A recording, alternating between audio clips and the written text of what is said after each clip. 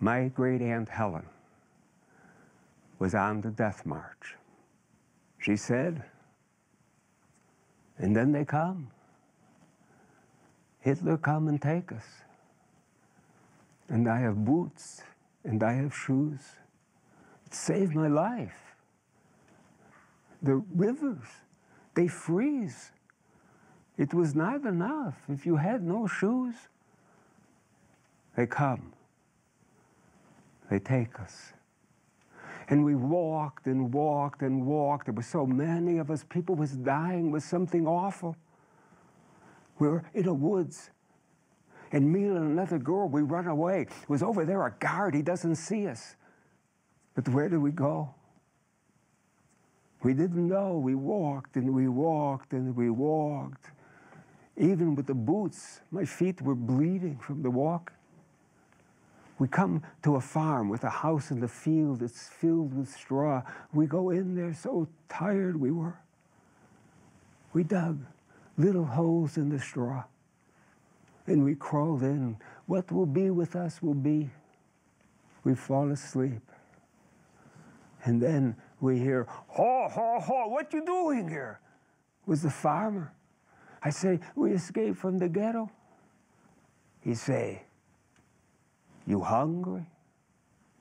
I say, "Yeah, very hungry." He go away. He bring us hot milk and cake. "Eat," he said. "Tonight you come to my barn, you wash up." And we go there.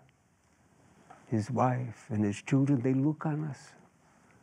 She made a large barrel of hot water and we washed ourselves, our hair, little bits clothes.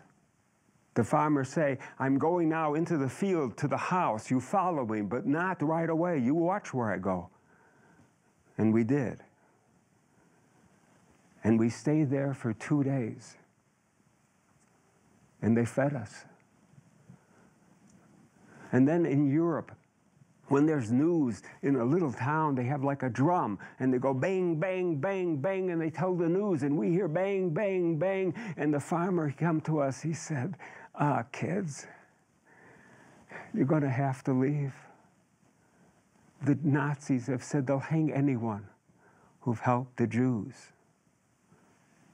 Tonight, when it's dark, you'll have to go." So we go. We go. But we don't know where to go. And so we go back to the lines, heading toward the trains. We walked, I don't know where we walked. And then we reached the station and they put us on the box trains with no windows, no nothing, no food, no water. People was dying. It was awful. We would look out little holes. What was we looking for? We would shout, "Wasser, Wasser, little Wasser." And once at a stop, an old German came with a pail. He was going to give us a drink of water, and a German guard knocked the pail from his hand and beat the old man. We were so hungry. We were so thirsty. We were screaming, screaming. We had nothing. And they take us here, and they don't want us, and they take us there, and they don't want us, and finally they take us to Belsen. And in Belsen, they put us in an awful barracks, like a little living room, 200 people maybe. You have to stand like this, one next to the other, so if somebody dies, you're happy. You have more room. They used to give us soup and a little piece bread.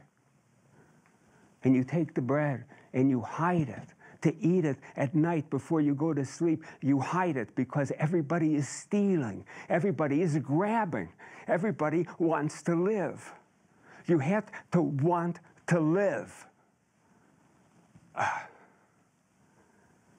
When I think back on it, I hardly can believe it's me. They die. they die.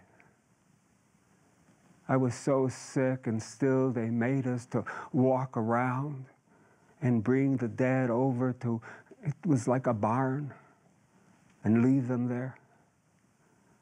And even, I swear, some people still breathing, we had to take them over there and leave them there.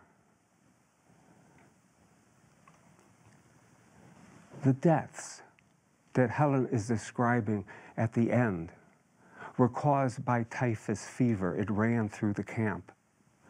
This was Anne Frank's camp, and she died of typhus 2 weeks before the British liberated it.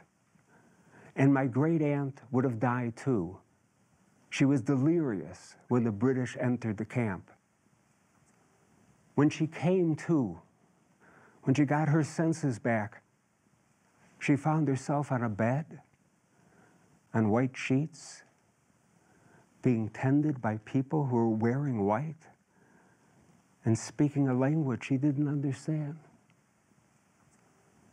She said, "I wake. I wake. I thought I was dead. I thought I was in heaven." And when a woman came to me 3 days later who could speak Hungarian and told me I was alive in a British hospital, to tell you the truth, I didn't believe her.